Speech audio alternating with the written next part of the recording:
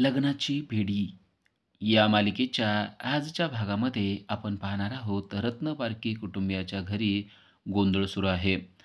गोंधळामध्ये मधू येणार आहे ही गोष्ट आता सर्वांना माहीत आहे आणि या मधूला रंगेहात पकडण्यासाठी सिंधू आणि सर्व कुटुंबियांनी सापळा लावलेला आहे. गोंधळामध्ये आलेल्या एका व्यक्तीवर आता संशय आलेला आहे आणि रुक्मिणी तिच्या तोंडावरचा पदर काढण्यासाठी तिच्याजवळ गेलेली आहे. ही मधूच आहे असं तिला वाटलेलं आहे आणि त्यावेळेस सर्वांचंच लक्ष त्या व्यक्तीकडे वेधलं गेलं आहे. सर्वजण पाहतायत की खरोखर मधू आपल्या ताब्यात आले आहे का? मधू आपल्या सापळ्यात सापडले आहे का? असा संशय आता सर्वांना येतोय आणि सर्वांना खात्री झाली आहे की ती मधूच आहे. मधूला आपण रंगेहात पकडलंय या गोष्टीमुळे सर्वांच्या चेहऱ्यावर थोडासा आनंद आलेला आहे आणि आता रुक्मिणी अगदी तिच्या समोर जाऊन उभारलेली आहे आणि रुक्मिणीने तिच्या तोंडावरचा पदर बाजूला करायला सुरुवात केलेली असते. सर्व कुटुंबियांचं लक्ष त्या व्यक्तीकडे वेधलं गेलेलं आहे. सिंधूला समजलंय की आपला प्लॅन सक्सेस झालेला आहे. कारण आता मधू आपल्या समोर उभी आहे आणि ती आता लवकरच तिच्या तोंडावरचा पडदा काढून सर्वांच्या समोर येणार आहे. आणि आता रुक्मिणीने त्या व्यक्तीच्या चेहऱ्यावरचा पडदा काढलेला असतो. तेव्हा सर्वांना समजतं की ती व्यक्ती मधू नाहीये. ती व्यक्ती त्या गोंधळाच्या ताफ्यामधलीच एक महिला आहे. तेव्हा सर्वांनाच धक्का बसतो. मधू अजून आलेली नाहीये का? असा प्रश्नच आता सर्व कुटुंबियांना पडलेला आहे. त्यानंतर ती नाचत असणारी व्यक्ती रुक्मिणीला म्हणते, की "काय झालं? काही चुकलं का माझं?" तेव्हा रुक्मिणीच्या लक्षात येतं, की आपण तिच्या तोंडावरचा पदर काढलेला आहे आणि ही गोष्ट आपण चुकीची केलेली आहे. रुक्मिणी त्या व्यक्तीला सॉरी म्हणते. "तुमचं काही चुकलेलं नाहीये. तुम्ही तुमचं नृत्य करा." असं म्हणून पुन्हा एकदा ती व्यक्ती नृत्य करायला लागते. पण आता सर्वांच्या लक्षात आलंय, की मधू अजून सापडलेली नाहीये. मधू अजून आलेली नाहीये. पण मधू कोणत्याही क्षणी येऊ शकते, असं अजून रत्नपारखी कुटुंबियांना वाटतंय. आता त्या व्यक्तीने पुन्हा एकदा तोंडावर पदर घेतलेला असतो आणि ती व्यक्ती पुन्हा एकदा नृत्य करायला सुरुवात करते. खरं तर त्या व्यक्तीला मधूनेच तेथे आणलेलं असतं. मधूने तिला पैसे दिलेले असतात आणि सांगितलेलं असतं, की "मी जसं सांगते तसं व्हायला पाहिजे. जर का तसं झालं नाही, तर माझ्या इतकं वाईट कोणी नाही, एवढं लक्षात ठेव." असं म्हणून त्या व्यक्तीलाच त्यानं तिथं आणून उभा केलेलं असतं आणि त्या गोंधळाच्या ताफ्यात तिला नृत्य करायला लावलेलं असतं आणि ती व्यक्ती मधूचीच व्यक्ती आहे. पुन्हा एकदा तिने तोंडावर पदर घेऊन नृत्य करायला सुरुवात केलेली असते आणि आता ती नृत्य करणारी व्यक्ती राजश्रीच्या जवळ जाते आणि विचारते, की "नवरी मुलगीची रूम कुठे आहे?" ते विचारतात, "का? कशासाठी पाहिजे?" तेव्हा ती नृत्य करणारी महिला म्हणते, की "मला त्या ठिकाणी जाऊन भंडारा उधळायचा आहे. देवाचा हा भंडारा मुलीच्या रूममध्ये जाऊन उधळणं गरजेचं आहे." असं सांगितल्यावर त्या म्हणतात, की "ठीक आहे. असं असेल तर पलीकडं रूम आहे त्या ठिकाणी जा." आणि आता ती नृत्य करणारी मुलगी, ती महिला तिच्या हातामध्ये भंडारा घेऊन आतमधल्या रूममध्ये चाललेली असते. त्यावेळेस तिच्यावर कोणालाच संशय येत नाही. सिंधू देखील त्या व्यक्तीकडे पाहत असते, राघव देखील त्या व्यक्तीकडे पाहत असतो आणि सर्वांच्या समोर ती व्यक्ती भंडाऱ्याची पिशवी घेऊन सिंधूच्या रूममध्ये म्हणजेच नवरी मुलीच्या रूममध्ये गेलेली असते. आता सर्वांचं लक्ष बाहेर मधू कुठे आहे का त्या ठिकाणी असतं आणि ही व्यक्ती आता सिंधूच्या रूममध्ये चाललेली असते. कोणालाच तिच्यावर कसलाच संशय येत नसतो. तिच्या हातामध्ये भंडाऱ्याची पिशवी असते आणि भंडारा उधळत-उधळत ती चाललेली असते. सिंधूचं लक्ष देखील त्या महिलेकडे जातं, पण सिंधूला देखील तिचा कसलाच संशय येत नाही. आता ती व्यक्ती एका रूममध्ये गेलेली असते. ती व्यक्ती रूममध्ये जाते आणि भंडारा उधळून बाहेर येते. पण खरं तर आलेली व्यक्ती ही मधू असते असा किंचितही शक, किंचितही शंका कोणत्याच व्यक्तीच्या मनामध्ये नसते. आणि आता पुन्हा एकदा मधूने बाहेर येऊन त्याच व्यक्तीप्रमाणे नृत्य करायला सुरुवात केलेली असते. आणि आता ती घडी आली आहे, ज्यावेळेस राघवसारखा एक व्यक्ती तेथे आलेला आहे. मधूला तेच पाहायचं असतं. मधू त्या व्यक्तीकडं पाहते. हा तर आता सिंधूचा होणारा नवरा आहे. म्हणजे हा 100% राघवच आहे. आता याच्या चेहऱ्यावरचा पडदा मला काढणं गरजेचं आहे. चेहऱ्यावरचा मास्क काढणं गरजेचं आहे आणि मास्क काढून मला पाहणं गरजेचं आहे, की हा राघवच आहे का? असा तिने मनात विचार केलेला असतो. पण आता सर्वांच्या समोर हे करणं कठीण आहे हे तिला माहीत असतं. राघव सदृश्य दिसणारी व्यक्ती आता घरामध्ये आलेली असते. मधूला माहीत नसतं, की हा राघव नाहीये. राघव तर त्याच हॉलमध्ये एका महिलेच्या वेशामध्ये उभारलेला आहे. या गोष्टीपासून मधू मात्र पूर्णपणे अनभिज्ञ आहे. मधूने आता ठरवलंय, की आलेल्या राघवचा चेहरा आपल्याला पाहणं गरजेचंच आहे. याला नकापोश करणं गरजेचं आहे, असा तिनं मनाशी विचार केलेला असतो आणि राघव आता तिच्या अतिशय जवळ आलेला असतो. राघवसारखी दिसणारी व्यक्ती येऊन देवाचं दर्शन घेते आणि त्याच वेळेस मधुसुद्धा त्याच्याच पाठीमागे असते. मधूने डाव साधायचं ठरवलेलं आहे. आत्ता कसल्याही क्षणी याच्या चेहऱ्यावरचा नकाब काढणं गरजेचं आहे, असं ती मनात विचार करते. पण सर्वाच्या समोर हे जर का केलं, तर आपण मधू आहोत हे सर्वांना समजणार आहे. या गोष्टीमुळं तिनं मनाशी एक प्लॅन अगोदरच करून ठेवलेला असतो आणि त्याप्रमाणेच ती वागत असते. सर्वांचं लक्ष त्या राघव सदृश दिसणाऱ्या व्यक्तीकडे असतं आणि त्यामुळं त्या हॉलमध्ये आलेल्या मधूकडं मात्र कोणाचंच लक्ष जात नाही. मधू तोंडावर पदर घेऊन अजून सुद्धा नृत्य करत असते आणि हळूच थोडासा पदर काढून त्या व्यक्तीकडे पाहत असते. हा राघवच आहे असं तिला वाटत असतं आणि त्यावर संशय असल्यामुळं ती त्याच्या पाठीमागच असते आणि तिनं ठरवलेलं असतं, की पाठीमागून जाऊन त्याला आपण आपल्याकडे बघायला लावायचं आणि त्याच्या चेहऱ्यावरचा मास्क काढून राघवला दाखवून द्यायचं, की तू जिवंत आहे ही गोष्ट आता आम्हाला समजलेली आहे. पण अजून सर्वजण त्या व्यक्तीकडे पाहत असतात. त्यामुळं तिला ते शक्य नसतं. आता तिनं तोंडावरचा पदर घेऊन त्या व्यक्तीच्या बरोबर पाठीमागं जाऊन उभारलेली असते. तो व्यक्ती तिकडं तोंड करून उभा असतो. आता त्या व्यक्तीला तिला इकडं तोंड करायला लावायचं असतं. पण जर का त्याच्या पाठीवर हात ठेवला तर सर्वांना समजेल. यामुळं ती त्याच्या पाठीवर लगेच हात ठेवत नाही. पण त्या अगोदर तिनं एक प्लॅन करून ठेवलेला असतो. राघव सदृश दिसणाऱ्या त्या व्यक्तीच्या पाठीवर आता मधूने हात ठेवलेला असतो आणि तो कोणाला दिसू नये यासाठी तिनं एक आयडिया केलेली असते. ती म्हणजे त्या ठिकाणी तिने अश्रू बॉम्ब टाकलेला आहे. धुराचा बॉम्ब तिनं त्या ठिकाणी पसरवलेला असतो आणि त्या धुराच्या बॉम्बमुळे कोणालाच काही दिसत नाही. अश्रू बॉम्ब, तो धुराचा बॉम्ब सर्वत्र पसरतो आणि रत्नपारखी कुटुंबियाच्या घरामध्ये सर्वत्र धूर-धूर झालेला आहे आणि त्याच धुराचा फायदा घेऊन मधूने त्या व्यक्तीचा चेहरा आपल्याकडे केलेला असतो आणि त्या व्यक्तीने देखील तिच्याकडे पाहत असताना मधूने लगेच त्याच्या चेहऱ्यावरचा मास्क काढून टाकलेला असतो.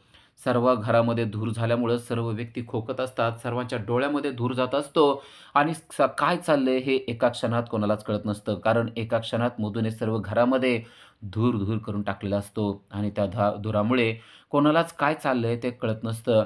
आता सर्वांच्या लक्षात आलेलं असतं, की काहीतरी गोष्ट बिघडलेली आहे. राघवचं लक्ष त्या ठिकाणी असतं. त्याला देखील समजलेलं असतं, पण त्या समजण्याच्या आतच मधून राघव सदृश्य दिसणाऱ्या त्या व्यक्तीच्या चेहऱ्यावरचा मास्क काढून टाकलेला असतो आणि तेव्हा मात्र तिला जबरदस्त धक्का बसलेला असतो. तिला समजलंय, की रत्नपारखी कुटुंबीय आपल्यापेक्षा एक पाऊल पुढे आहेत. तो व्यक्ती राघव नाहीये आणि तिच्या लक्षात आलंय, की राघव नसलेला तो व्यक्ती आपल्यापुढं मुद्दाम आणून ठेवलेला आहे. कारण आपल्याला इथे रंगेहात पकडण्याचा सापळा रचला गेलेला आहे. ही गोष्ट आता मधूच्या लक्षात आलेली असते. मधू पुरती घाबरून गेलेली आहे. ती ठरवते, की आत्ताच्या आत्ता मला या घरातून बाहेर पळून जाणं गरजेचं आहे. अन्यथा सिंधू मला पकडून ठेवणार आहे. सिंधूचाच हा प्लॅन आहे हे तिच्या लक्षात आलेलं असतं आणि ती पळून जाण्याचा प्रयत्न करते, पण तिचा सामना होतो तो म्हणजे वाघिणीशी. सिंधूने मधूला रंगेहात पकडलेला आहे. सिंधूचा प्लॅन सक्सेस झालेला आहे. मधू तिच्या सापळ्यामध्ये पूर्णपणे अडकलेली आहे. मधू पळून जाण्याचा प्रयत्न करते, पण सिंधू मात्र तिच्या हाताला धरते. मधू तिचा हात झटकवते आणि पळापळ करायला सुरुवात करते, पण सिंधू मात्र कसल्याही परिस्थितीत तिला जाऊ देत नाही. सिंधू तिच्या पाठीमागच आहे. धावत पळत मधू आता सिंधूच्या रूमपर्यंत पोहोचलेली असते. सिंधूने तिचा पाठलाग काही सोडलेला नसतो. सिंधू तिच्या हाताला धरते आणि ओढत-ओढत आणून तिला बेडवर टाकते आणि दरवाजा बंद करून टाकते आणि सांगते, "मधू, आता तुझा खेळ संपलेला आहे. आता मी तुला पोलिसांच्या ताब्यात देणार आहे. आजपर्यंत तू खूप खेळ खेळलेला आहेस आणि आता सर्व खेळ तुझे समाप्त झालेले आहेत." असं म्हणून तिच्या एक मुस्कानात देखील तिने ठेवून दिलेली असते. मधूला देखील समजलंय आपला खेळ खलास झालाय.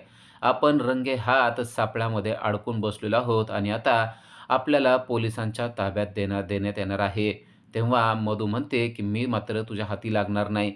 सिंधू म्हणते, "हाती लागणार नाही, नाही, तू आता हाती लागलेली आहेस." असं म्हणून सिंधू तिला ढकलते आणि म्हणते, की "तुझ्या पापाचा घडा आज भरून गेलेला आहे."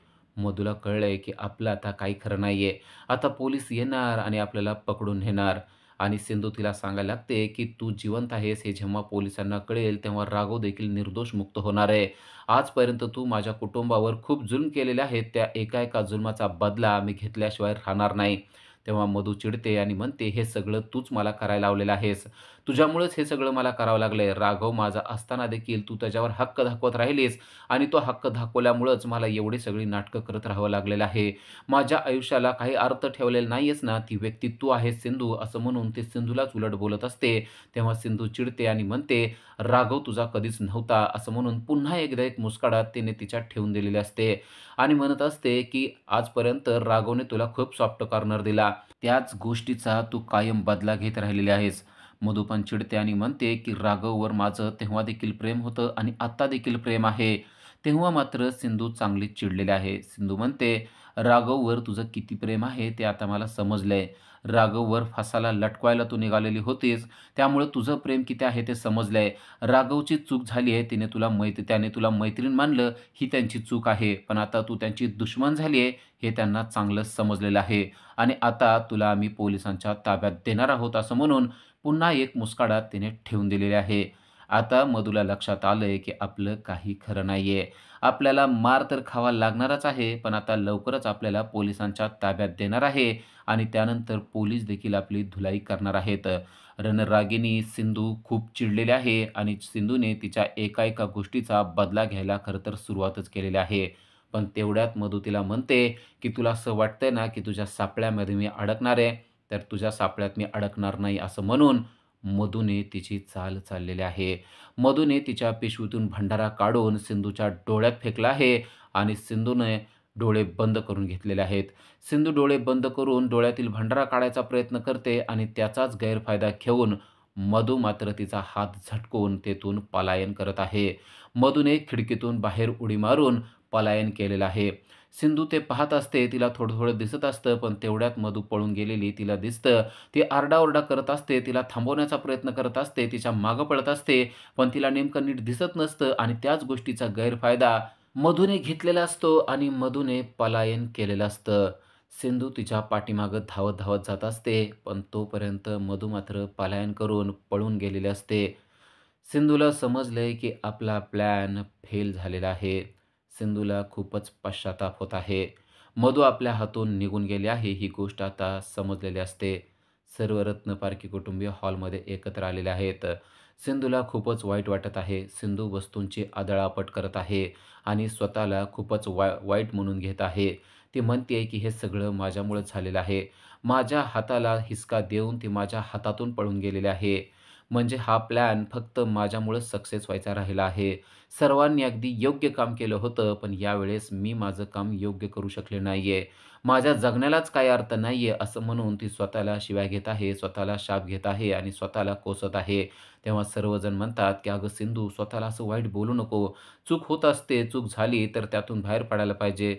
सिंधू म्हणते, "ही चूक नाहीये. हा मोठा गुन्हा माझ्या हातून घडलेला आहे. कारण आता राघवचं काय होणार? राघवला पुन्हा एकदा जेलमध्ये जावं लागणार." या गोष्टीचा पश्चाताप सिंधूला मात्र खूप होत असतो. राघव तिला समजावून सांगतो, "सिंधू, तू स्वतःला असं वाईट वाटून घेऊ नको. जे झालंय ते होऊन गेलेलं आहे. आपण प्लॅन केला, तो निम्मा अर्धा सक्सेस झाला पण होता, पण मधू धूर्त आहे, त्यामुळे तो प्लॅन सक्सेस होऊ शकला नाही. असं का समजून घेत नाहीस?" सिंधू म्हणते, "मला ते काही माहीत नाहीये. आज मधू आपल्या तावडीत सापडायला पाहिजे होती. आपण इतका मोठा प्लॅन केला होता. मधू आपल्या घरात आली होती. घरात नव्हे, मी तिला घरात कोंडून सुद्धा ठेवलं होतं. तिचा हात माझ्या हातात होता आणि तिला आपण पोलिसांच्या ताब्यात कसल्याही परिस्थितीत देऊ शकलो असतो, पण माझ्यामुळेच हा प्लॅन फेल झाला आहे." तेव्हा राजश्री सुद्धा तिला समजावून सांगते. तर राजश्री म्हणते, "अगं सिंधू, तू असं का बोलतेस? तू प्लॅन केलास आणि त्या प्लॅनप्रमाणे सगळ्या गोष्टी सक्सेस झाल्या होत्या ना. मग एखादा प्लॅन सक्सेस होत नाही. कधी-कधी काही गोष्टी आपल्या हातात नसतात. आजचा दिवस तिचा होता म्हणून आपण सोडून देऊया, पण एक दिवस तरी आपला असेलच." असं राजश्री तिला समजावून सांगत असते. रुक्मिणी देखील तिला समजावून सांगते आणि म्हणते, "सिंधू, तू खूपच गोष्ट मनाला लावून घेते. अगं प्लॅन फेल झाला, ही गोष्ट एवढी काही वाईट नाहीये. उलट मधू आपल्यापर्यंत पोहोचली आणि आपल्या सर्वांना समजलंय, की मधू जिवंत आहे. हे तरी काय थोडं आहे का? आपण आता मधूला पोलिसांच्या ताब्यात नक्की देऊया, पण त्यासाठी आपण दुसरा प्लॅन करूया." सिंधू म्हणते, "माझा कोणताच प्लॅन सक्सेस होणार नाहीये, असं मला वाटायला लागलंय. दरवेळेस फक्त मधूच जिंकत आहे. माझं काय चाललंय ते मला कळत नाही. आज ती माझ्या समोर होती, माझ्या हातात होती, तरी देखील ती मला धक्का देऊन निघून गेली आणि मी तिचं काहीच करू शकले नाहीये. या गोष्टीचा मला खूपच पश्चाताप होतोय." ऋषभसुद्धा तिला हेच समजावण्याचा प्रयत्न करत असतो. तो म्हणतो, की "मधु किती धूर्त आहे तुला माहिती आहे ना? त्यामुळे जे झालंय ते सोडून दे. आता आपण दुसरा प्लॅन करूया. आपल्या हातात भरपूर प्लॅन आहेत. तू आहेस म्हणजे भरपूर प्लॅन आहेत. तू फक्त प्लॅन सांग काय करायचं ते." राघव देखील तेच समजावून सांगतोय. राघव म्हणतो, की "आपला प्लॅन सक्सेस झाला नाही असं म्हणू नको. उलट ती धूर्त आहे असं म्हण. ती एक अट्टल गुन्हेगार आहे असं आपण म्हणूया. आम्ही पोलीस जेव्हा एखाद्या कैद्याला पकडतो, तेव्हा आम्ही बेस्ट पोलीस ऑफिसर देतो. पण आम्हाला त्याबाबतचं प्रशिक्षण असतं. आपल्या घरातला कोणालाच याबाबतचं प्रशिक्षण नाहीये आणि मधू जी आहे, ती आपल्यापेक्षा खूप कपटी आहे. ती एखाद्या अट्टल गुन्हेगारापेक्षा काही कमी नाहीये. त्यामुळं तिचा धूर्तपणा हा आपल्यापेक्षा खूप जास्त आहे. यामुळे यावेळेस ती जिंकली असेल, तर ती तिच्या कपटीपणामुळे आणि धूर्तपणामुळे जिंकलेली आहे. तिचा धूर्तपणा, तिचा वाईटपणा हा आपल्यापेक्षा नक्कीच जास्त आहे, म्हणून ते आपल्या हातातून सुटून गेले आहे. तुझा प्लॅन आणि तुझे प्रयत्न कमी पडलेले नाहीयेत सिंधू, असं तो सिंधूला समजावून सांगत असतो. पण सिंधू मात्र नाउमेद होऊन बसलेली आहे. राजश्री तिला सांगते, की "सिंधू, तू असा विचार करू नको. तू असा विचार कर, की एक प्लॅन अनसक्सेस झाला, तर आता दुसरा प्लॅन करूया. एक फांदी तुटली तर झाडाला अनेक फांद्या येतात, हे तुला माहीत आहे ना? त्यामुळं तू असा विचार कर, की आपल्याला आता अजून प्लॅन करणं गरजेचं आहे. मधू साधीसुधी नाहीये, हे तुला तर माहीत आहे." ऋषभ देखील सिंधूला तेच सांगण्याचा प्रयत्न करतोय. ऋषभ तिला सांगतो, की "आजपर्यंतच्या कितीतरी लढाया तू एकटीनं लढलेल्या आहेत. मधूने जेव्हा तुला दरीतून फेकून दिलं, त्या टायमाला तू बेशुद्ध होतीस, पण शुद्धीवर आल्यानंतर तू ठरवलंस, की आपण मधूचा बदला घ्यायचा आणि ती लढाई एकटी लढण्यासाठी सिंधूची कृष्णा बनून तू घरामध्ये आली होतीस. तेव्हा तू एकटीनेच ती लढाई लढली होती, ते तुला आठवतंय का? आणि ती लढाई तू आपल्या सईसाठी लढली होतीस आणि त्यात तू जिंकली देखील होतीस." सिंधूला त्या गोष्टी आठवत आहेत. सिंधूला आठवतंय, की कशाप्रकारे आपण ती लढाई एकटीनं लढलेली होती. तेव्हाच राजश्री आणि रुक्मिणी देखील तिला सांगतायत, की "त्या लढाईमध्ये आम्ही सुद्धा तुझ्याबरोबर नव्हतो, पण आत्ता आम्ही तुझ्याबरोबर आहोत. त्यामुळं ही लढाई तुला एकटीला तर लढायची नाहीये. लग्नाच्या वेळेस सुद्धा तू स्वतः किती स्वतःला सिद्ध केलं होतंस आठव. आम्ही त्यावेळेस तुला मदत करत नव्हतो, पण तू ठरवलं होतंस, की काही जरी झालं, तरी आपण सईला मिळवायचं आणि सईला मिळवण्याची ती लढाई तू किती शांतपणे लढली होतीस ते आठव. तेव्हा तुझ्यामध्ये किती ताकद होती ते आठव. तीच ताकद आजसुद्धा तुझ्या अंगामध्ये आहे आणि आजसुद्धा तू तसेच प्लॅन करू शकते." राजश्री सांगतेय, की "तुला आठवतं का घरातले सर्व माझ्या विरोधात होते. घरातल्या सर्वांनी सांगितलं होतं, की मी पुढील शिक्षण घ्यायचं नाही. पण तेव्हा तूच मला उमेद दिली होती आणि तुझ्यामुळंच माझं पुढचं शिक्षण होऊ शकलं होतं. तूच मला कॉलेजला घेऊन गेली होतीस आणि तूच मला नवीन उभारी देखील दिली होतीस. आता तू देखील खचून जाऊ नकोस सिंधू. खचून जाण्यासारखी कोणतीच गोष्ट घडलेली नाहीये.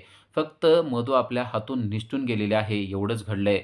मधूला आपण पुन्हा एकदा जिंकू शकतो. मधूला आपण पुन्हा एकदा पकडू शकतो. त्यासाठी पुन्हा एकदा सापळा रचू शकतो. आता त्यासाठी काय करायचंय त्याचा विचार आपण करूया." राघव देखील तिला अशीच ऊर्जा देतोय. आपल्या विनूला चालता येत नव्हतं, तेव्हा त्याचा पाय नीट करण्यासाठी तू किती प्रयत्न केले होतेस आठव. तेव्हा विनू किती खचून गेला होता. पण तू त्या विनूला नवीन उभारी दिली होतीस. सिंधू, तू उभारी देणारी आहेस, तू खचून जाणारी नाहीये, लक्षात ठेव. त्यामुळं आत्तासुद्धा तू खचून जायचं नाहीये, असं सर्वजण मिळून सिंधूला उभारी देत आहेत. उद्याच्या भागामध्ये आपल्याला पाहायला मिळतं, की सिंधूच्या अंगामध्ये नवी ऊर्जा संचारलेली आहे आणि सिंधूने सांगितलं आहे, की "आता तुम्ही सर्वजण माझ्याबरोबर आहात आणि मी पुन्हा एकदा मधूला पकडण्याचा प्लॅन करणार आहे." तेव्हा सर्वांच्या चेहऱ्यावर स्मितहास्य आलेलं आहे. इकडे मधू श्रीकांत वकिलाकडे गेलेले आहे आणि त्याला सांगते, की काल काय-काय झालं ते.